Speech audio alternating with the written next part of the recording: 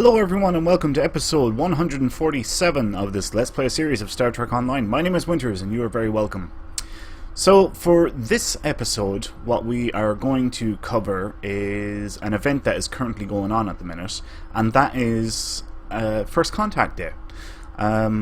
It's a little different this year from previous years. Well, I suppose the first thing I should say is, for the last 2 years they actually haven't ran First Contact Day. Honestly, I think it was just an oversight. They forgot about it. And what you used to do before was you would pick up a mission and you would go to Utopia Planitia.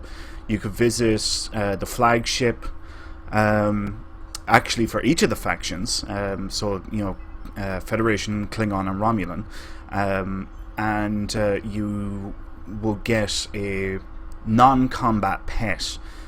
So for the Federation faction it was the Phoenix. For the Klingons, what was it for the Klingons? I can't remember what it was for the Klingons.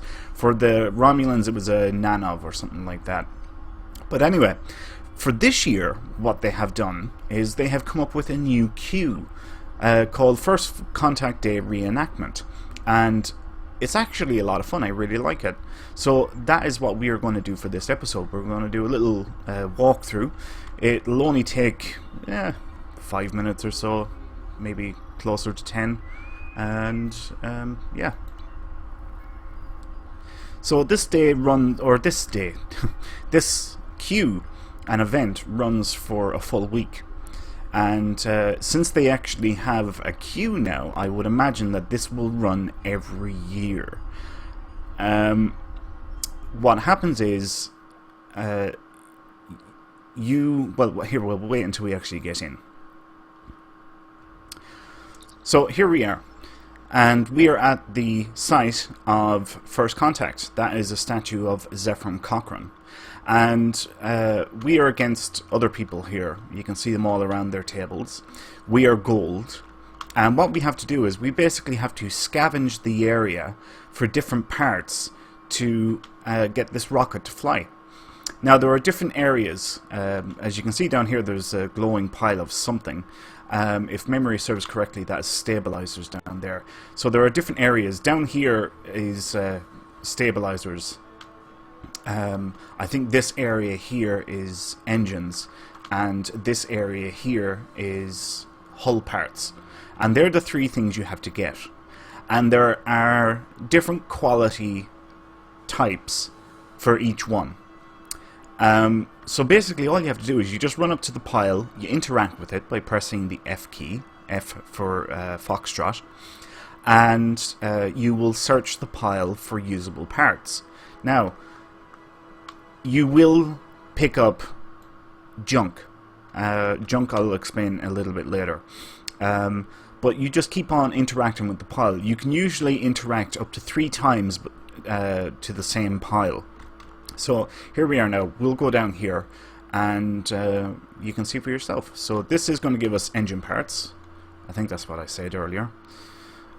And you can see down here we got junk. So we interact again. And we might just end up with junk completely. We mightn't get anything at all out of this. But we'll see. Alright, we got great engine parts.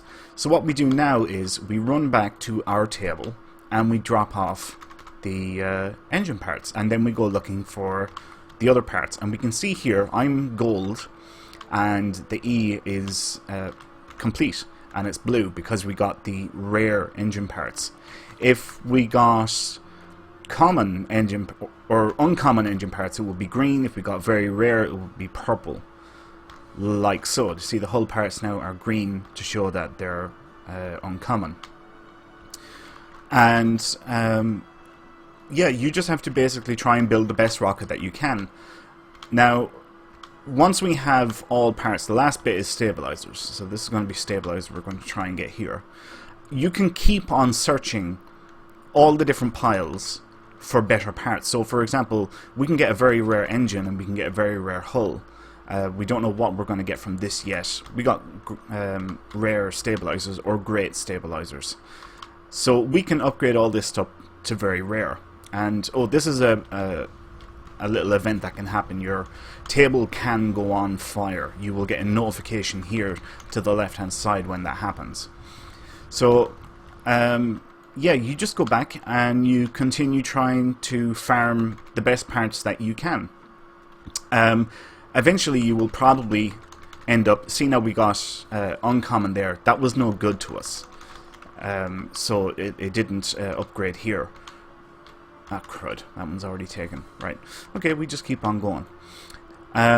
So yeah, we keep on searching all these different piles and we try and get better parts, and ultimately we're going for very rare parts.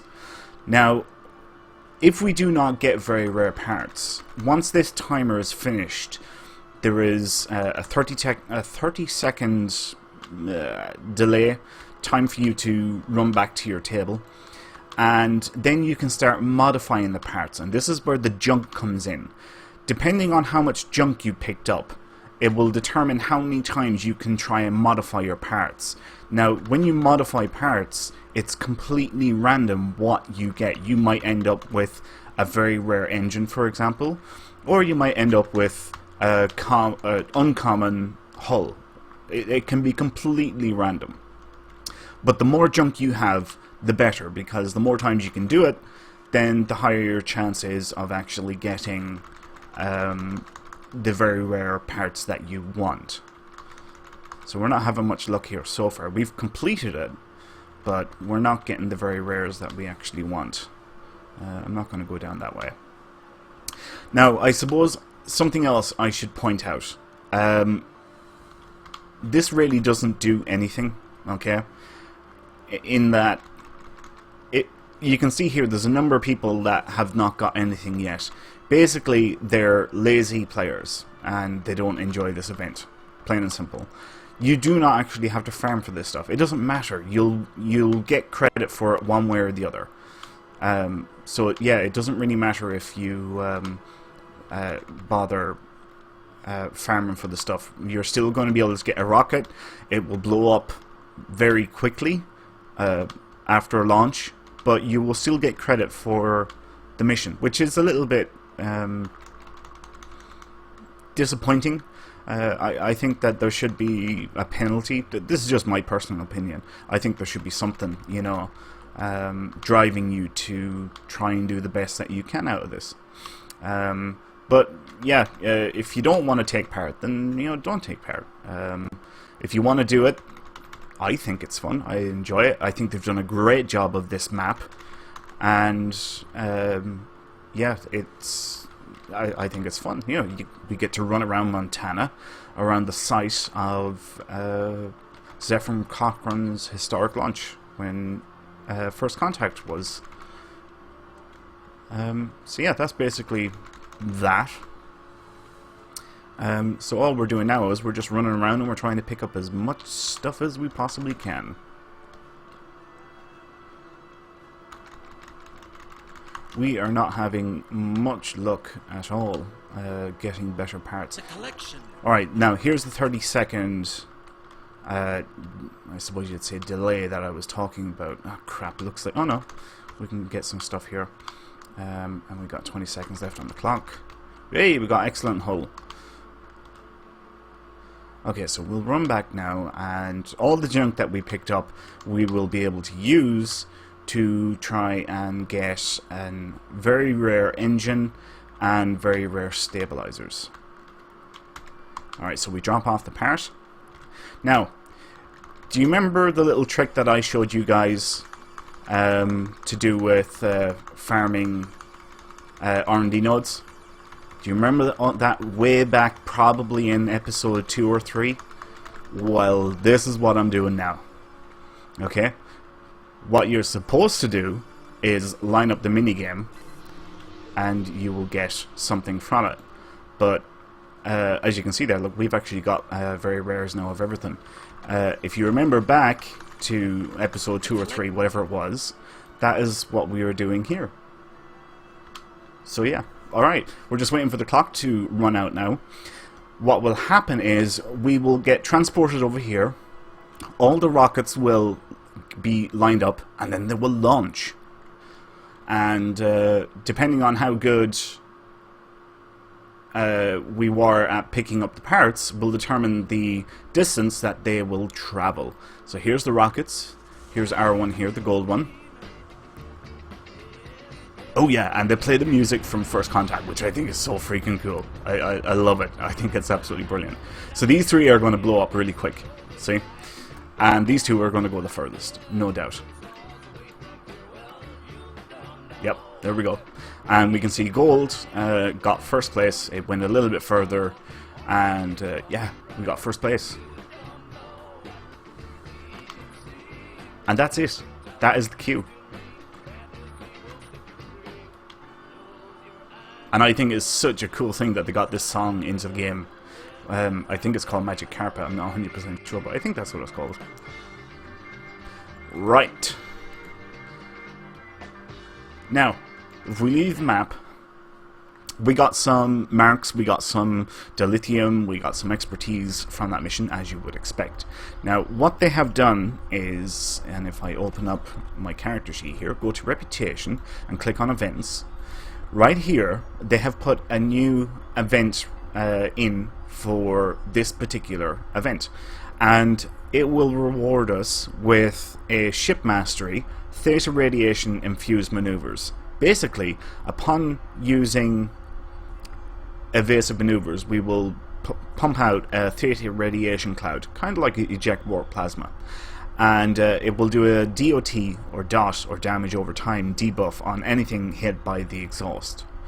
That is a Starship Mastery trait. We will get this launch toy rocket. It basically launches a rocket. We will get a hollow emitter, which can turn our shuttle or fighter into the Phoenix, and we will also get a specialization point. Now, I have picked up all 4 of these. I've actually picked up 5, but anyway, we fill it up, we collect it, ta-da, and there's all the stuff. So, if I open up the character sheet again, I go to Traits and Starship Mastery Traits. Here is this, double click, and let's see, which one of these is not any good to us at all? Brace for Impact gives damage buff. I'm not using that. So, we'll replace it with this one. There. Now we've got a better Starship Mastery trait.